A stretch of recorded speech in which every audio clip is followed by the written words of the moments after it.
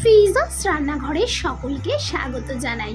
আজকে দেখাবো দারুণ স্বাদের লোভনীয় নিরামিষ পটল পোস্ত। তো এই নিরামিষ পটল পোস্ত করবার জন্য প্রথমেই আমি এখানে নিয়েছি হচ্ছে পোস্ত 2 টেবিল চামচ, আর নিয়েছি 1 টেবিল চামচ সাদা সর্ষে, আর নিয়েছি হাফ টেবিল চামচ কালো সর্ষে।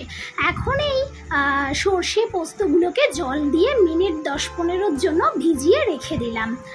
তো চলুন এখন হচ্ছে পটলগুলোকে কেটে নেওয়ার পালা। তার আগে আমি পটলটা কিভাবে এখানে ছাড়িয়েছি সেটাই আপনাদের সাথে শেয়ার করলাম। একটা ছুরি দিয়ে জাস্ট ওপরটাকে আমি এইভাবে চেঁচে নিয়েছি, পুরো ছেলবার কোনো দরকার নেই। আর ওপর থেকে একটু কেটে নিলাম, নিচ থেকেও একটু কেটে নিলাম। এবারে মাঝখান থেকে একটু ছিঁড়ে দিলাম যাতে সমস্ত মশলা সব কিছু খুব ভালোভাবে ভিতর পর্যন্ত পৌঁছাতে পারে। আমি 2 সাইডে কেটেছি, আপনারা চাইলে এক সাইডেই কাটতে পারেন। তো এইভাবে আমি সমস্ত পটলকে ছাড়িয়ে নিয়েছি। ছাড়িয়ে নেওয়ার পরে পটলগুলোকে ধুয়ে একটা ডিশের মধ্যে রাখলাম। এখানে দিয়ে দিলাম 1 টিস্পুনের মতো হলুদ গুঁড়ো, আর দিয়ে দিলাম স্বাদ মতো লবণ, আর কিছুটা সরিষার তেল।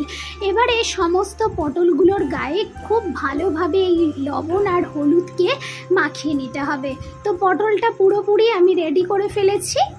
এখন একটা মিক্সিং জারে দিয়ে দিলাম 4 টুকরোর মতো আদা আর 4-5টা কাঁচা লঙ্কা, আর যে পোস্ত সর্ষে ভিজিয়ে রেখেছিলাম সেটাও এখন দিয়ে দিলাম মিক্সিং জারে। এখন এটার একটা ফাইন পেস্ট আমি তৈরি করে নেব। এই যে পেস্ট একদম রেডি হয়ে গেছে, দেখতেই পাচ্ছেন পেস্টটা ঠিক এইরকম হয়েছে। পটল পোস্ত রেসিপিটি একবার বাড়িতে করবার অনুরোধ রইল। আশা করছি আপনাদের সকলেরই এই নিরামিষ পটল পোস্ত ভীষণ পছন্দ হবে। এখন আমি কড়াইতে সরিষার তেল দিয়ে পটলগুলো দিয়ে নিলাম। এখন পটলগুলো একটু ফ্রাই করে নেব 2-3 মিনিটের মতো। খুব বেশি ফ্রাই করার দরকার নেই, তাহলে পটলগুলো একটু তাড়াতাড়ি নরম হয়ে যাবে। ফ্রাই করা হয়ে গেছে, এখন পটলগুলো একটা ডিশে তুলে নিলাম। যারা ইউটিউব থেকে দেখছেন, যারা এখনো পর্যন্ত চ্যানেলকে সাবস্ক্রাইব করেননি, তারা চ্যানেলকে সাবস্ক্রাইব করে পাশে থাকা বেল আইকনটি প্রেস করবেন যাতে সবার প্রথমে নোটিফিকেশনটি আপনার ফোনে পৌঁছে যায়। একই তেলের মধ্যে আমি 1 টিস্পুন কালো জিরে, 2টো শুকনো লঙ্কা, আর দিয়ে দিলাম কিছুটা হলুদ গুঁড়ো। হলুদ গুঁড়োটা অবশ্যই তেলের মধ্যে দেওয়ার চেষ্টা করবেন, নইলে হলুদ গুঁড়োর কালারটা চেঞ্জ হয়ে যায়। 2-1 মিনিট নাড়াচাড়া করবার পর দিয়ে দিলাম সর্ষে আর পোস্তর যে পেস্টটা রেডি করেছিলাম সেটা দিয়ে দিলাম। 2-3 মিনিটের মতো পোস্ত আর সর্ষেকে ভালো করে কষিয়ে নিয়েছি। এখন এই গ্রেভিটা থেকে যখন এইভাবে তেল ছাড়তে শুরু হয়েছে, তখন আমি এখানে দিয়ে দিলাম মিক্সিং জার ধোয়া কিছুটা পরিমাণে জল দিয়ে আবারও মশলাটা 2-3 মিনিটের মতো কষিয়ে নিচ্ছি যাতে পোস্ত সর্ষের যে কাঁচা গন্ধটা থাকে সেটা চলে যায়। আর এখন দিয়ে দিলাম স্বাদ মতো লবণ আর কিছুটা চিনি। নিরামিষ সবজি মানেই একটু চিনির দরকার হয়েই থাকে, তবেই কিন্তু এর স্বাদটা অসাধারণ হয়। এখন আমি ভেজে রাখা পটলগুলো এই গ্রেভির মধ্যে দিয়ে দিলাম। প্লেটে যেই তেলটা ছিল সেটাও আমি এখন এর মধ্যে দিয়ে দিচ্ছি। এখন আমি পটলটাকে খুব ভালো করে ওলট পালট করে গ্রেভির মধ্যে একটু রান্না করে নেব। আমি এখন একদম মিডিয়াম হিটে দিয়ে ঢাকা দিয়ে রান্না করব। এখন আমি দিয়ে দিচ্ছি ঢাকা, আর মোটামুটি 10 মিনিট পর আবার ফিরে আসছি।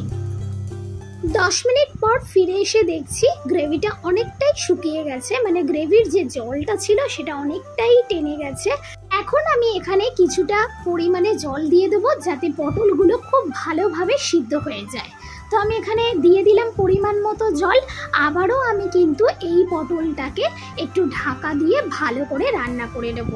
আবারও আমি মিনিট 10-এর জন্যই ঢাকা দিয়ে দিলাম, আর ঢাকা দেওয়ার আগে এখানে দিয়ে দিলাম কটা কাঁচা লঙ্কা চেরা।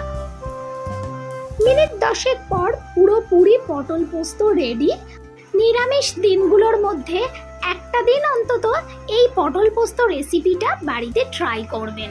আশা করছি আপনাদের ভীষণই পছন্দ হবে। ভাত কিংবা ফ্রাইড রাইস যে কোনো কিছুর সঙ্গেই কিন্তু খুব ভালোভাবে জমে যাবে।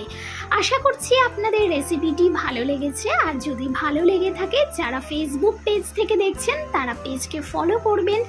রেসিপি কেমন লাগলো অবশ্যই কিন্তু কমেন্ট করে জানাতে ভুলবেন না। আর যদি আমার এই রেসিপি দেখে আপনারা বাড়িতে ট্রাই করে থাকেন তাহলে অবশ্যই আমাকে কমেন্ট করে জানাবেন যে আপনাদের কাছে এই রেসিপিটি কেমন লেগেছে। আশা করছি সকলেরই আজকের রেসিপি পছন্দ হয়েছে। আজকের মতো এখানেই বিদায় নিলাম। সবাই ভালো থাকবেন, সুস্থ থাকবেন আর আমার পাশে থাকবেন।